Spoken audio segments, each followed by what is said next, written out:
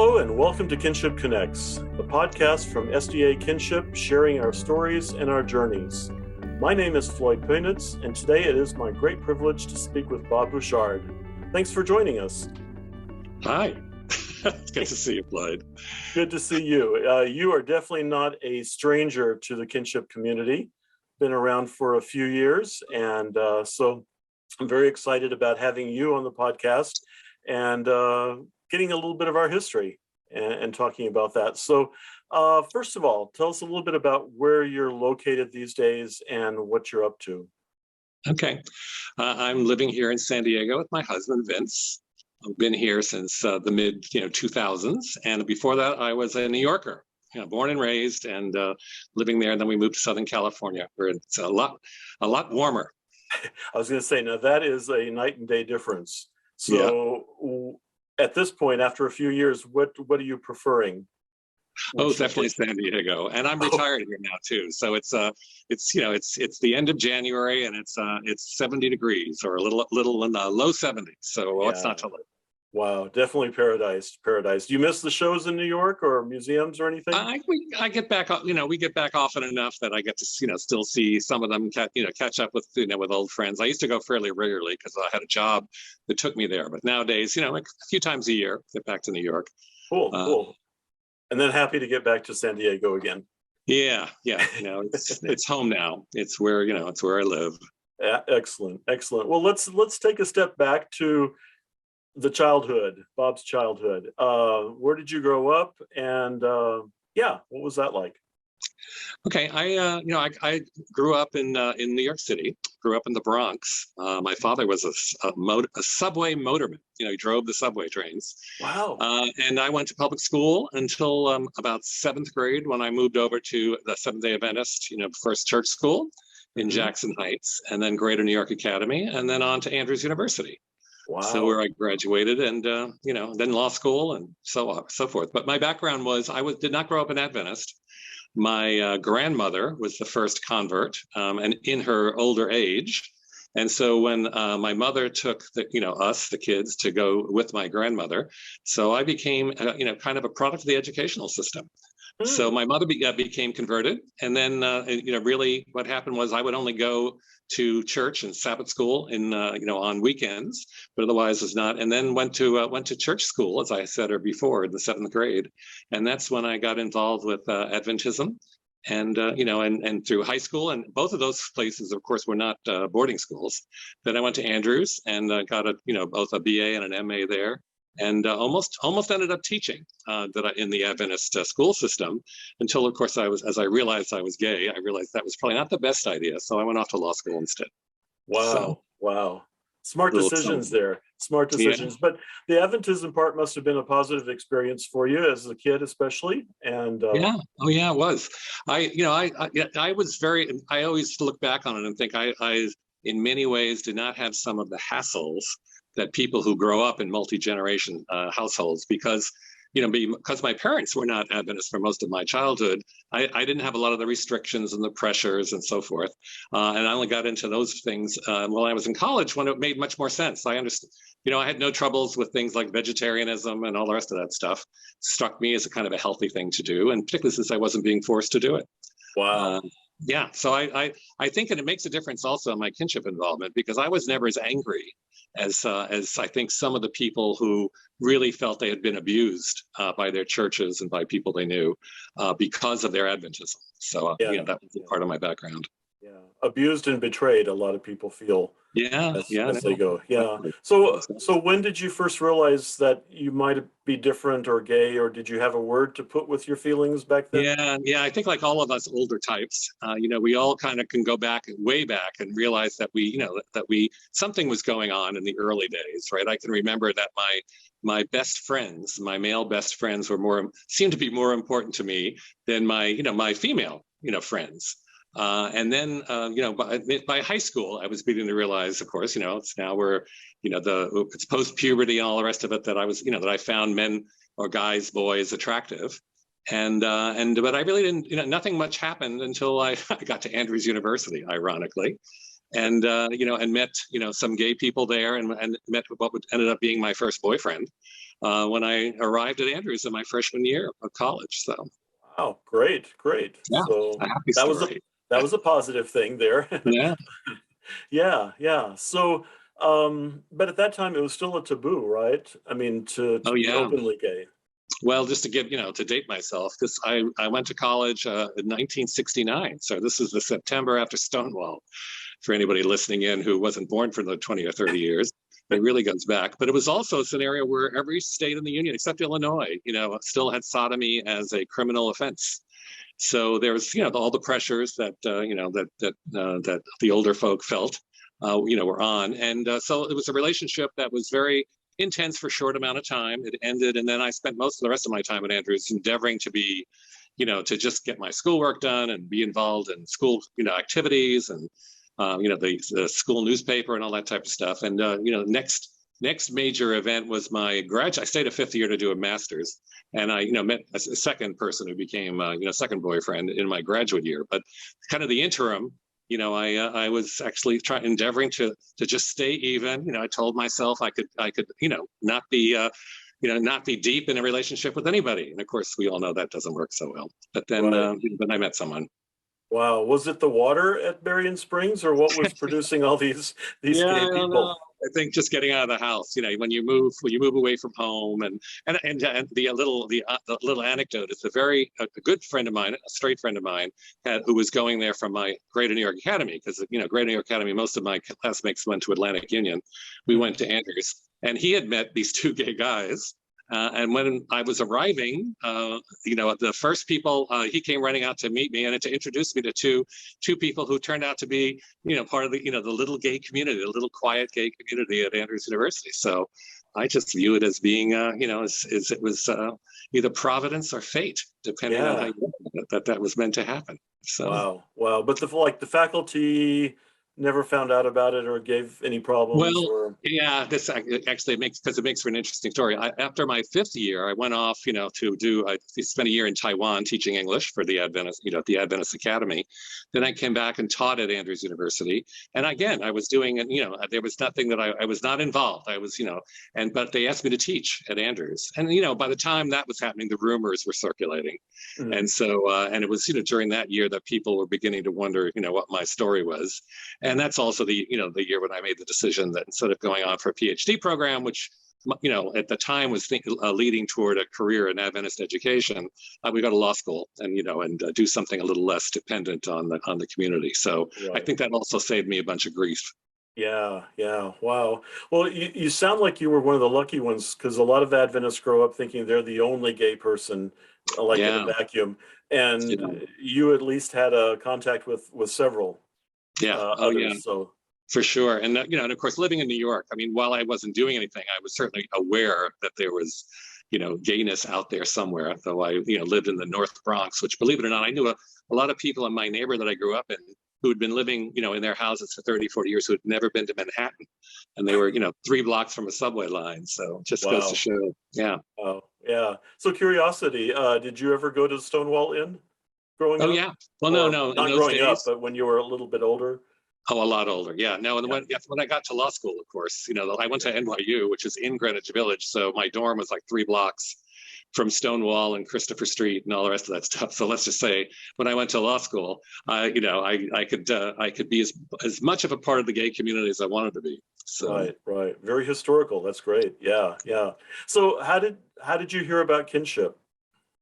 Well, I was back there at the beginning. I did not go to that first camp meeting that we all talk about it in 1980. I was scheduled to go, but we had a family emergency and I didn't. But then most of the attendees, and that was organized. I always have to give Ron Lawson credit, I think, for being the major mover in creating the national organization. We all know there were individual, spots in LA and San Francisco and in New York. But anyway, and so he said, you should come with us. And a number of them were going to, at that first meeting, that was just a meeting of gay people with church leaders and with church educators and with some pastors. But then they decided they wanted to form a permanent organization. And I did go to that meeting, which was in September of 1980. So I was part of that organizing committee. I was a lawyer. So I was in a scenario where when we were talking about, bylaws and applying for tax exemption, we had an attorney who volunteered to do the actual work, the filing the papers, creating them. But, it was part of that group. And, and so we set up, but Kinship was formed really as an organization in that September 1980 board meeting. And then from there on, we had another board meeting and, the first camp meeting at 1981 in Russian River of the organization, et cetera. So, I've been around since pretty much the beginning of this national organization. Yeah. So you were around since the beginning. Did you know Ron Lawson there in New York before you actually went to? Yeah, no, Ron was a friend. He was running some people may know a forum group, which unlike most forum groups, I think just meet monthly in an afternoon, maybe after church. I'm not, et cetera. But in New York, we had it was in lieu of a church service, and we met at the Columbia University a chapel on the campus, which was just stunning. Rockefeller money spent it or built it. Sorry. And anyway, so I knew Ron, because I was going to that forum group. So I would see him, on those Saturdays when I actually went to church or went to that forum church. And so I'd gotten to know him quite well. Wow. So you weren't at the very first meeting when the pastors were there, but you were at the first actual organized camp meeting, more or less. Well, in other words, that first one was in the summer, July, I believe it was, in Arizona. Right. And then the board, this get together, the business meeting, to form an organization was in September of that same year. So September 1980. And then, of course, I was, at the next camp meeting in 81. And then most of the ones since then. Okay. And you've accepted a leadership position almost the whole way through from that very first one. Yeah, no, I mean, even at that first organizing meeting in September, I came out being the newsletter editor, which I did for the next year and a half. And then at 81, they had elections, and Vern Schlenker was the president of the organization, the first, president of this national. Again, I'm distinguishing it from, Ben Pickel's, the local groups, and Ron Lawson in New York, the other things. And then by 1982, I became president of the organization for 6 years in the 80s. And then I've been involved. I was president in the O's, and and then was a regional director. I've been a number of roles, and currently I'm treasurer. So just for no better reason than having somebody who's been involved for a long time seemed like a good idea to somebody. Definitely. So which position have you not held yet? As president, I'm always looking for new people in positions. So which one would you like next? Well, let's see. I haven't been women's coordinator.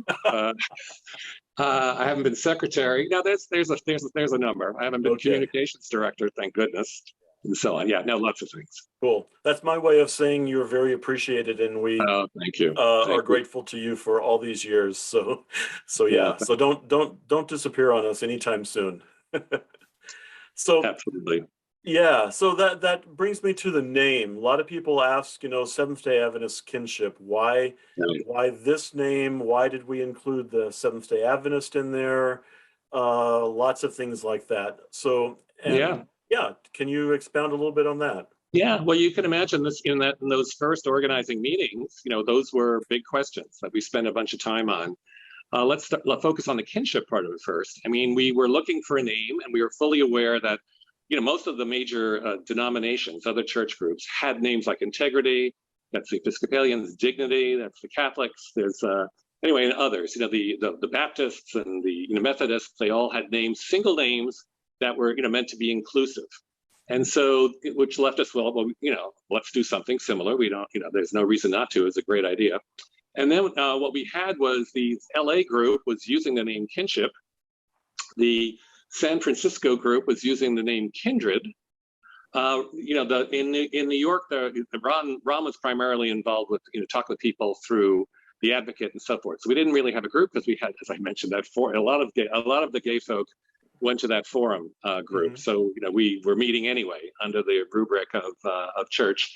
with a lot of other wonderful and supportive people. So, but anyway, as getting back to the organizing, we basically just, we just chose Kinship over Kindred. It was, there were people that supported Kindred. It could easily have been Kindred. So in my mind, the fact that we're Kinship is, just sort of a, there was a lovely name out there being used by by the biggest group by far.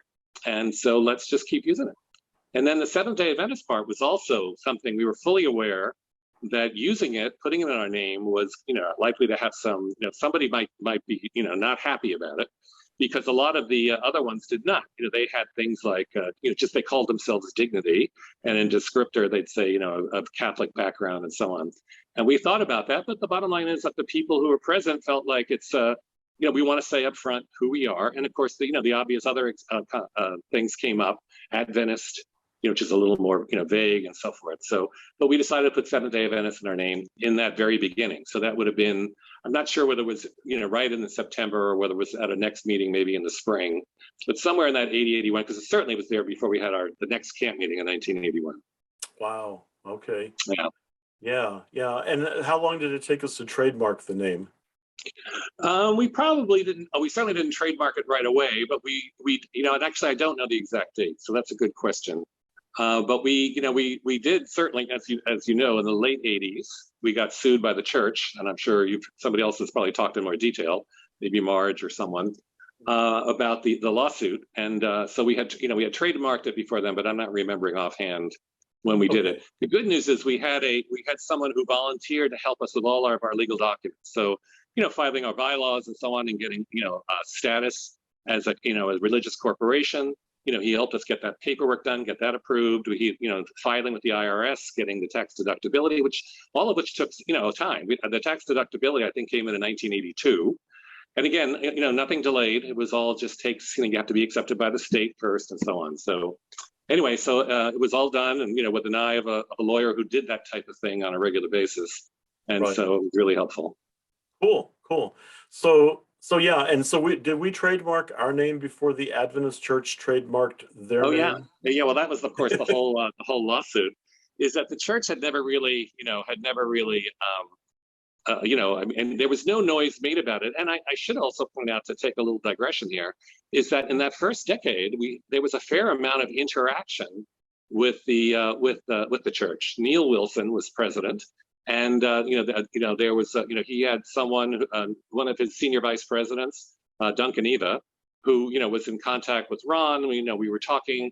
There was some talking and so forth. But at some point, again, I don't have the details in front of me. But at some point, they decided they didn't like that we were using Seventh-day Adventist. They wanted, they sued us, as I'm sure everybody or most people have heard. We won the lawsuit, which of course we were very grateful about. And in fact, what many people probably don't know is that there's a couple of ways you can win the lawsuit. One is that that the church has a right to the name Seventh-day Adventist, but you did things that they did not go back and try to stop you from using it early enough. So that would have meant that we won the right to use it, but it was not available for others. But the actual court held that the name was generic, as in, and in fact, people may not know this, but most church names are generic. So for instance, Mormon is generic, but the only one that has been held to be trademarkable is the Church of Latter-day Saints, is my remembrance. And if there are lawyers out there and there's been a disclaimer, at the time, this is all true. So I should actually say it's been 20, 30 years. So if there have been cases since then, please don't write in. This is not legal advice. That was my understanding at the time. Anyway, and so it was held to be, generic, which of course is a much more sweeping thing, because it not only meant that we could use it, but basically anybody could use it. And so the church actually decided not to appeal it, because if that ruling had been upheld, right now it's just, it applies to us, and another court could disagree with it. But if it's been upheld by the Ninth Circuit, way more detail than you want, that would have been controlling on all of the cases, certainly in what is it, the 11 states that the Ninth Circuit, presides over. Anyway, so they didn't appeal it. So now, we certainly have the right to it, and but they can certainly disagree with other people trying to use it.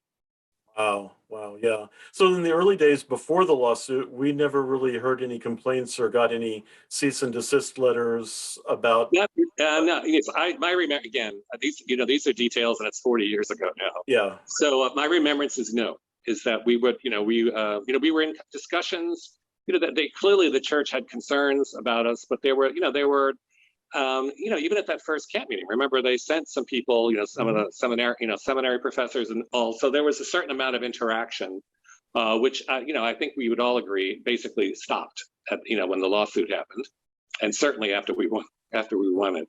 And other things happened, like the whole Colin Cook thing, which I don't think you and I need to go down that. Right. Someone else will have that's a big another episode podcast. Yeah, that was later in the 80s. So right. It also had an impact on this. Yeah. Well, cool.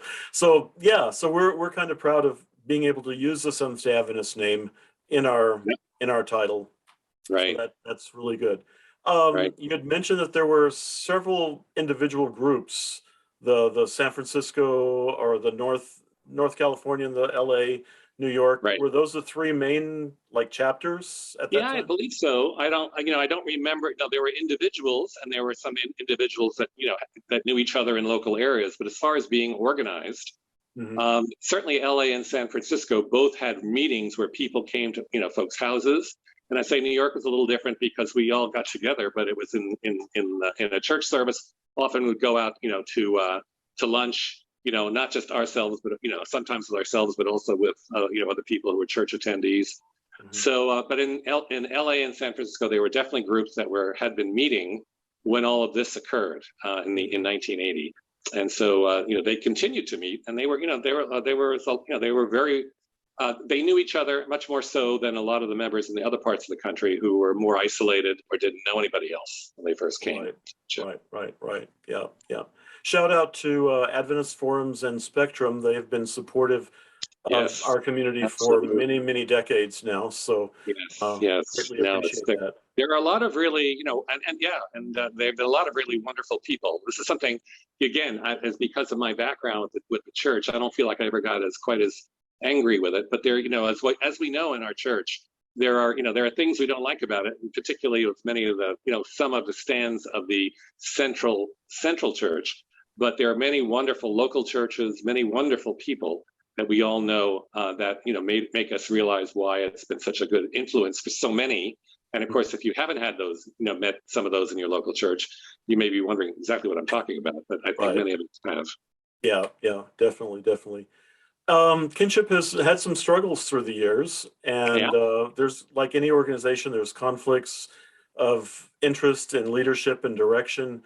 And so I'm thinking about one in particular, a little schism that happened, thankfully got resolved. But could you tell us a little bit about that? I think it was called Orion. Yes. Yeah, it's it was one of those things when we first got together, and again, it's hard to imagine now, but it was just a group of people that were, getting together that didn't know each other very well. There was a lot of passion, in other words, there was some, anger. There were people in that first forming group who this is the first time they knew, anybody else. And so anyway, so in Orion, what happened was that first president that I mentioned earlier, Vern Schlenker, who I still think was an amazing first leader, because he was in many ways the leader of the San Francisco group, and he would have meetings at his home. I mean, on a weekly basis. I don't know that we've other than maybe in Washington, that we've ever had that type of being able to have that offering. And they would have family. He would call them family nights. People would get together and they'd go around the room. It was a close knit, bonded group. So that was all the good news. And Vern, was very passionate also about the new national organization that he was leading, and wanted to get stuff done. Now, of course, for those of us who are also have a legal background, understood that there were things you had to do if you're going to become a company and you're going to be recognized by the federal government as having tax, getting the ability to give people a tax deduction is, to this day, is a very big thing. Right. So, but there are, the restrictions on that. You can't just do anything you want. It has to, you have to be able to keep records and, have people that, take, have accounts and so on. So a lot, I believe, my understanding of it, and I was, certainly, as hearing all of it, was that there was that move to go quickly. In other words, and we had no money. We had no treasury. I mean, I remember the first 10 years, every board meeting, we'd have to pass the hat because we wanted to keep sending a newsletter out. The board members right there had to pony up couple of $1,000s to keep the organization afloat, which is, it's not been the case for a while. But Vern was very much about, let's get this stuff done now. And I admire him for it. Anyway, so there became issues on exactly what we were going to do, how we were going to do it. And there were things, should we spend our money on like creating a note you slip under doors in Adventist colleges dorms, or do you get newspaper articles in the Advocate? Some people may remember, maybe old enough to remember, they had personals, so you could put an ad for your organization. We did that for the first 20 years or so. And anyway, what do you spend it on? And anyway, there became some heated disagreement on what should happen with that. And so what ultimately happened, which was, I think, where the schism came along, is that Vern, I believe, and he did, because I had this conversation with him, got frustrated and basically started putting together a group of people who believed we should approach it. I'm not going to go down the details of what that was, which of those ways you should go down, that agreed with him, and basically was forming a separate organization that he thought, be quicker on the, get the money, spend it, move it.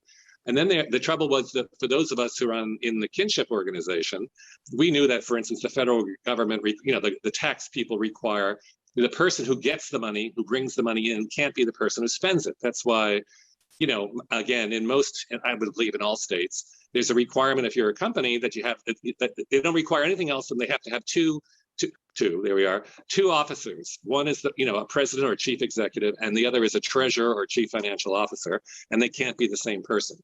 So we were in a scenario, and those are some of the things that were bubbling up. So what happened was he got frustrated. It was by 1982, he was elected to a 2-year term in 81. By 82, it came to camp meeting. It became, we had to confront this. And he basically decided to leave the organization. So he resigned from Kinship and formed the Orion organization. So in 1982, so there were two organizations out there doing their thing. So, and as you can imagine, there was a period here where there was a certain amount of heat and anger. People are human, and betrayal on everybody, on a number of people's sides.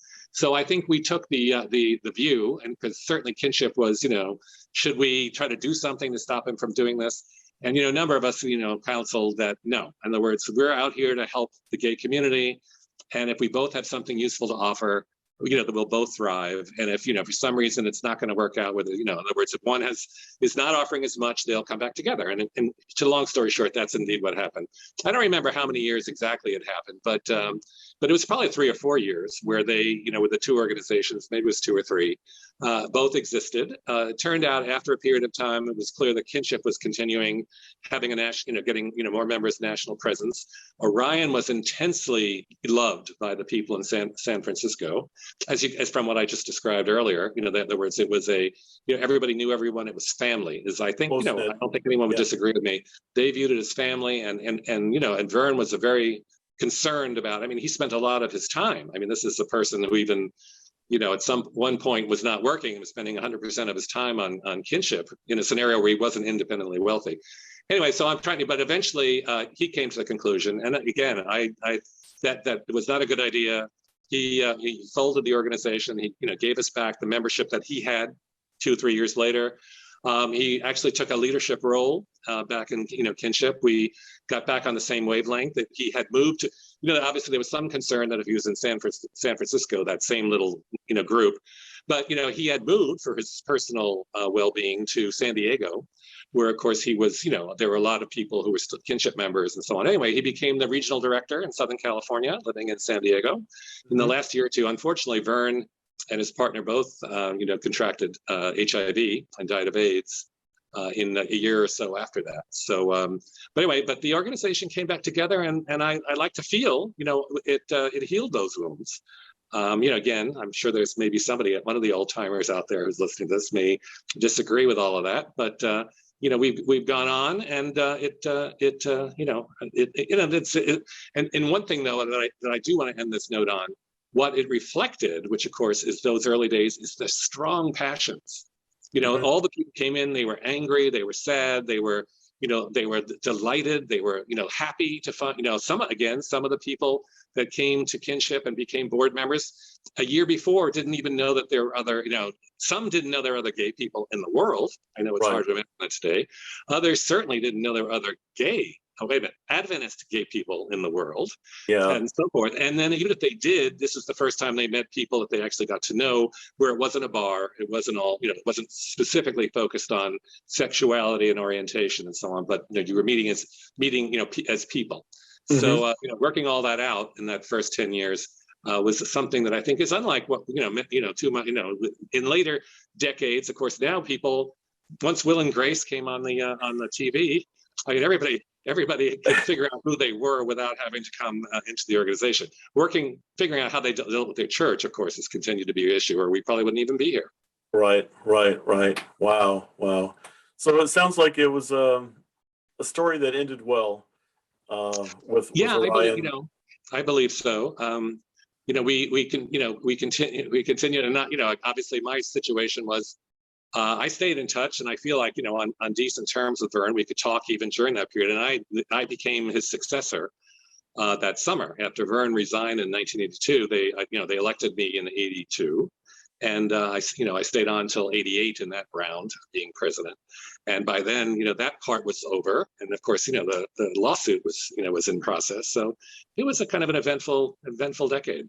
Yeah. So you were kind of the one that brought community back, bringing the splintered groups back together into one.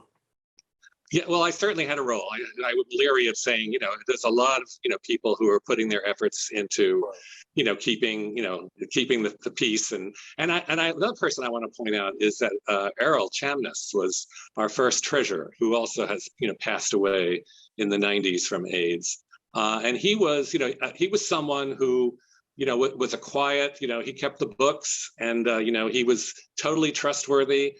And, there was a period where, if he and some of the other people like himself had gone off, Kinship might not have, continued. But Errol was just, as you can imagine, he was in the middle of all this, because he was trying to keep books. And, if the discussion was about, why can't I just collect it, keep it in a separate checking account and spend it myself? I'm in this, we're in the scenario of saying you just can't do that. You got to run it through a treasurer. And, but he was, he stayed on good working relationships, and he was a pillar.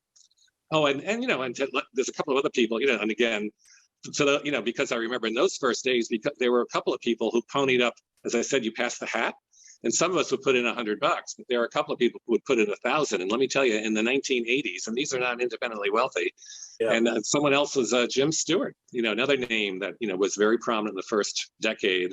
And of course, has not. He's not stayed in touch. Or in as much touch. He stayed out of a leadership role. But anyway, there were many good people. Is a long answer to your short question. Yeah. No, they definitely believed in the cause, and put the money where their mouth is, kind of. Yeah, for sure. Oh yeah, for sure. Yeah, definitely. So. I definitely need to have you back and talk about some other topics from early days and kinship related. But yeah, what do you think is Kinship's biggest strongest point? As far as community and just why do we still exist after all these years? Yeah, well, I have said, because I'm not a big believer as in that institutions just need to go on eternally just because they can, or provide something to do for a few people. I've always said that, the ideal situation would be is that the world become a better place. People would be comfortable in their skins. The church would treat us well. And Kinship could just go away. We could pack up we could all be involved, do other things. There are lots of other causes that need attention. But so far, that's not happened. So, but on the other hand, things have changed. I know there are people out there that say, "Why do we have kinship?" Because most gay Adventists, know who, have figured out who they were, and they were 13. Again, stereotypes here, but are much more comfortable earlier in their lives and probably with themselves. And I think that is true. So, probably we're not as, I would say, one of the things that we're doing now that we did nothing, that we, only got into in decades later, was things like working with helping parents understand the journey of their LGBT plus children, helping church groups, Janine and Stephen's, videos and so on. We were a supporter. Again, they did all the work, it's their project.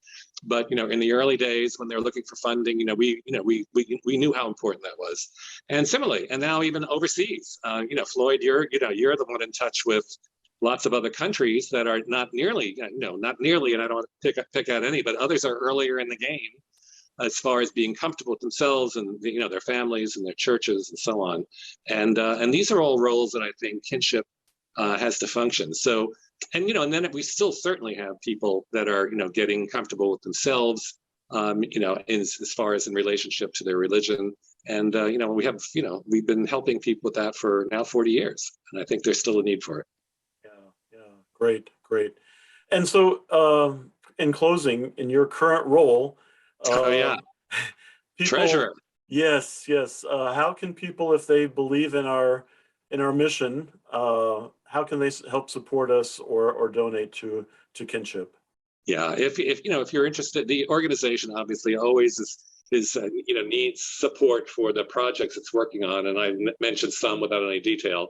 But we have a donate button. Probably the easiest thing to do is there's a donate button on the on our website, which is at sdakinship.org. And if you hit the donate button, it gives you the option of either doing a one-time donation or doing a pledge. That you can put in your credit card, and we can charge do $5, $25, $250 a month. I'm optimistic.